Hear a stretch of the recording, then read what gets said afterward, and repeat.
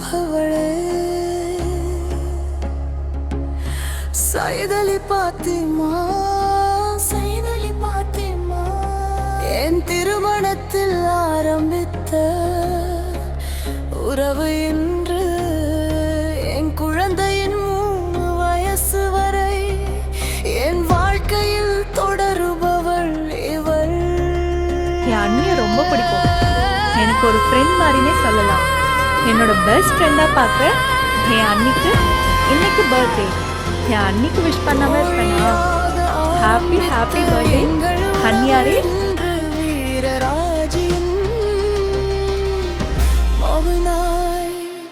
என்னை ஆளும் நாத்தினாராக இருக்கின்றாய்.